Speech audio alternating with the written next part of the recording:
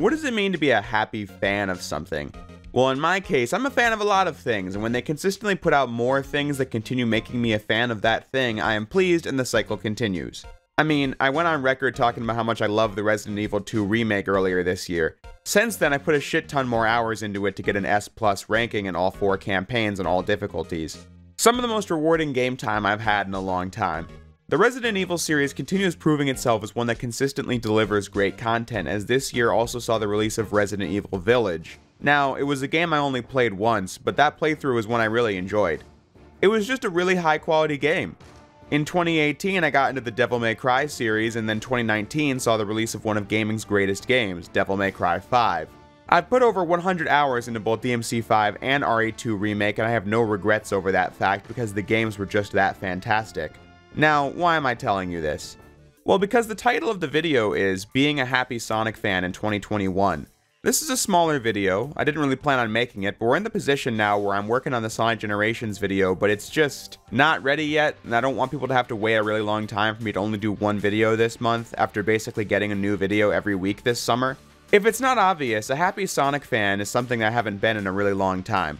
It's kind of weird for me to think about, especially when you consider the fact that an overwhelming majority of my Sonic videos are really positive. And that's because I like this series and want it to do well, but only because it's doing well. Now, I'm sure I'll be met with people saying that the reason I can continue being a happy fan of something like DMC or RE is because I only got into them fairly recently, when Sonic's status is something I grew up with makes it more likely for me to hate it. This logic doesn't really make any sense to me. If there's something I used to like that I currently have issues with, can't we have more of a discussion than you're just nostalgia blind? Because clearly, wouldn't I want it to be good? Let's say I'm a fan of the New York Giants and I'm complaining that they haven't been to the Super Bowl since 2012. I have issues like the head coach or the players that I think could be improved so the team could do better, and you just say that I'm nostalgic for the old days. My point is that there are things I liked as a kid that do it just fine for me right now. Take the MCU for example. I saw Iron Man 2 in theaters when I was 9 years old. I saw Avengers Endgame opening day when I was 18. It was fantastic. I don't like Ratchet & Clank 2016 for PS4, but the new Rift Apart game for PS5 was one I thought did a really good job. Like I said, boiling it all down to nostalgia is just reductive to say the least. I bring this up because so much of Sonic discourse is surrounded by era talk. Now, I should say, I probably had something to do with this. After all, the infamous meta-era thing, as far as I can tell, my Modern Sonic Stories video was the debut of this name for the 2010s of Sonic. I still divide the eras up simply so that I can discuss series-wide trends in little camps. I mean, that's why historians put labels on time periods. However, it only further contributed to the us versus them issue that Sonic discourse sees a lot of. But this will not be one of those videos where I complain about my old videos for 5 minutes. Currently, I really don't think I'm that guilty of this era bias. Like I said, I like the Sonic series. Most of these videos have been positive. I dislike most Sonic games released between Sonic 3 and Sonic Adventure. I don't like Sonic Battle, I don't like Shadow the Hedgehog, I really don't like Sonic and the Secret Rings. Sonic Unleashed for the Wii is a game you won't catch me playing again anytime soon. I'll just tell you how I feel about games in these videos, whether it be positive, negative, 2000s, 2010s, 90s, I don't care. I keep stressing that lately because maybe my stance will change. Maybe I'll look stupid later, but the one thing I can tell you is that I'm just being honest with you while I'm playing these games for these videos. Just look, I really like Sonic Colors. I think it's great. Generations is even better, as you'll see in the next video. So no, I really don't have a bias against current Sonic stuff. If I thought they were releasing quality products, I'd be buying them and telling you that. With that out of the way, I can talk to you about current Sonic stuff. If you've been following my channel, you know I don't like Sonic Forces. I never bought Team Sonic Racing until now, and I haven't even played it. TSR being a game that at this point is harder to find an online match for than All-Stars Racing Transformed. This was the status quo of the series going into 2021, the 30th anniversary of the franchise. We got the Sonic Central livestream where they brought to us what they've been working on since TSR dropped in 2019. In the days leading up to the stream, I was saying that I'd reserve judgment until I saw what they had. We were clamoring for info on whatever they were doing since it was pretty hard to tell in the aftermath of Forces, and now was their chance. What I saw wasn't exactly great, but the stuff they announced, Sonic Colors Ultimate, Sonic Origins, and Sonic 2022 weren't out yet and didn't have gameplay to comment on. But from day one, there were red flags. Like the fact that we were told in 2019 that 2021 would be the next big year of Sonic, but Sonic Origins is not even coming out this year and is so early in development that we don't even have footage of it to show. It had to be clarified on Twitter that 3 and Knuckles will be in widescreen. Sonic Colors Ultimate also looked pretty off in the visual department. Now, I'm sure someone's gonna say, the pandemic, but Izuka recently stated that Sonic Team wasn't greatly affected by the pandemic, so that means the 2019 statement should still be in effect. Now, this year we did get the Sonic 30th Anniversary Symphony. That stream was legendary, props to all people involved. I'd give the show a 10 out of 10. But as a guy who likes playing video games, I'm still primarily concerned with how Sonic's doing on that front. The months leading up to Sonic Colors Ultimate was just a horror show to witness. Any and all criticism of its visuals or its lack of options was justified endlessly by fanboys saying they were obviously going to fix it before the game came out, and you're an idiot for saying anything different. For me, the worst of the worst came with the excuses made in the wake of this trailer where they did a side-by-side comparison between the original Sonic Colors and Ultimate. They made the original look really bad. The footage was the worst possible quality you could get, making it look dark and drab, even making it stretched 4:3. The most bad faith of comparisons you could do, since Colors Ultimate can't possibly look worse under those circumstances. This led to a damage control campaign where people were saying that Colors obviously looked like that originally with the Wii's composite output. It was at this moment when I decided I was going to review Colors Ultimate where I would address this stuff I'm currently talking about, because this was absurd. Here's Sonic Colors with component output, and here it is with composite output. Both were put through a scaler, and what do you know, visually it's the same game, but one image is cleaner than the other, which is how the whole cables thing works. Such obvious damage control meant for no other purpose than to allow a multi-million-dollar company to get away with their negligence. Now, making the original game look as bad as possible is okay, but Twitter exploded over a friend of mine doing a non-commentary comparison between Ultimate and the original being emulated on Dolphin, because that's a bad faith comparison. This is another sticking point for me. I think it's fine to compare Ultimate to the original release, because yes, the frame rate and resolution bump is an improvement over the original, which is obviously what the devs were intending to do, but playing on Dolphin only shows how much better I find the original art direction. So we got excuses about Dolphin making the game look that way because it obviously looked like Ultimate on Wii, which was just crap. Basically a new scandal every week that an army of people went out of their way to defend. It was really exhausting. And I wasn't even on the front lines of this stupid Twitter war. But by this point, I'm sure you're picking up on what I'm throwing down. It was just really exhausting in the pre-release of Sonic Colors Ultimate. Like I said, I was going to do a video on it, however I saw two tweets that really impacted me. They said something to the effect of, Sonic fans will complain about Colors Ultimate, but they're gonna buy it anyway. And then I thought to myself, you know what? That's true. If I don't like Colors Ultimate, I don't have to buy it or play it. I just reviewed Colors and said what I loved about the game without having become a rant about Ultimate. I even threw this jab in that video. But that's of no concern to me, because for this video I played Colors the best way you can, which is on Dolphin with my Xbox One PC controller. I got a bunch of comments asking me about Sonic Colors Ultimate, so I thought maybe I'd do a video on why I wasn't reviewing Ultimate, which is basically what I'm doing right now.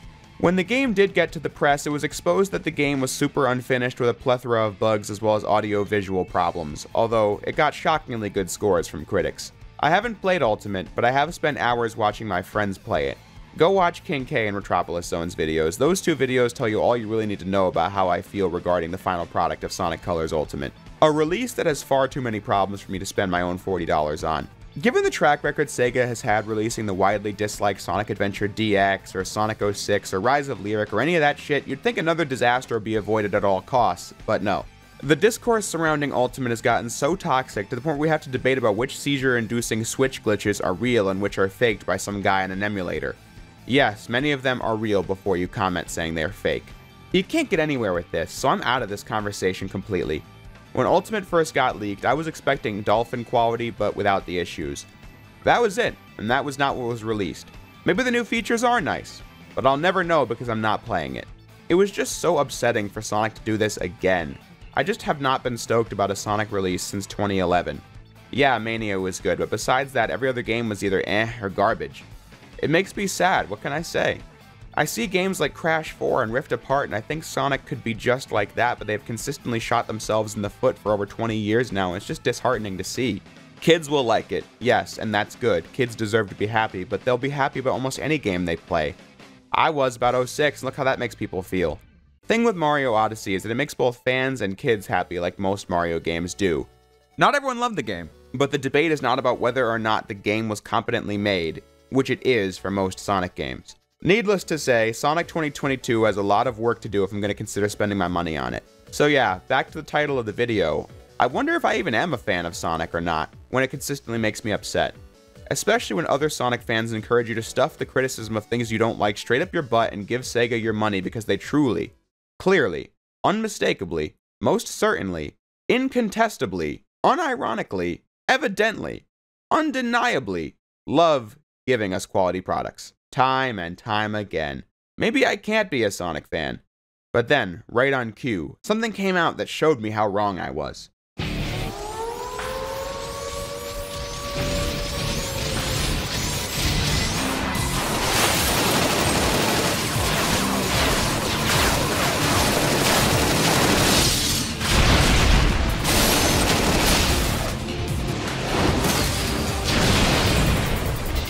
A fan game dev by the name of ChaosX has been developing a little game called Project 06, a built from the ground up remake of Sonic 06 made in Unity. I've been following this religiously, and as someone who can get enjoyment out of regular 06 due to how much time I spent playing it back in the day, I'm like the perfect audience for this. I didn't mention P06 during my 06 video because I didn't want to obscure the focus of it. I wanted to make it clear I was talking about the original game. I wanted to do a proper full video on P06 once at least silver stages are done. But I knew this was one of the hypest experiences I had with a Sonic game as soon as we got the full Sonic level pack last year. In fact, it was the first thing I played with my gaming PC. I played the last release of P06 enough times to literally have 999 lives in it. I really loved it, what more can I say? But now it's over a year later and we have the Shadow release, all of Sonic stages with new features and quality of life improvements as well as Shadow stages for the first time. Me, Jeb, and King K have been playing it for the last couple of days and are in absolute bliss over how much fun we're having with it. I realize I'm a very simple person at the end of the day. I'm brought to near tears over a 5-second cutscene while playing Kingdom Valley. Playing as Shadow again makes me squeal, or just look at this part where I use Chaos Blast for the first time. Holy shit, you can just... It was great, replayable stages with polished controls and game feel with a bunch of options to work with.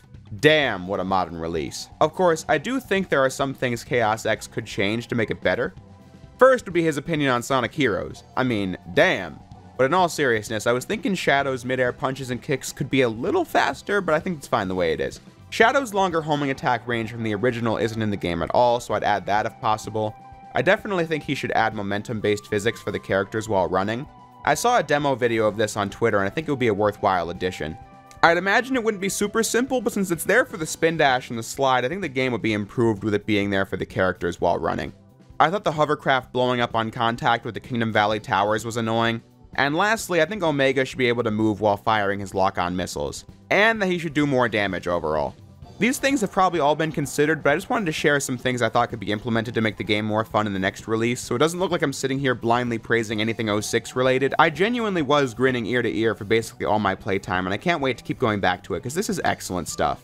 Almost made me forget about the whole thing with Colors Ultimate, since I had a Sonic thing that made me happy. So as a Sonic fan in 2021, I am happy. I can keep playing P06 and won't be buying Sonic Colors Ultimate, a game I would have bought if I thought it looked good, but I don't think it does. I hope that's okay with the Sonic Positivity crew. People who go around making fun of you if you like 06. And I don't mean me. I mean literally finding random people who do like 06 online and dunking on them. But I think that's enough for today. I just wanted to do a quick video on why I'm not covering Colors Ultimate and my issues with the Toxic Positivity bunch, as well as showing the world my hype for P06. I'm very much looking forward to the silver release and may do a full video on it once we get that.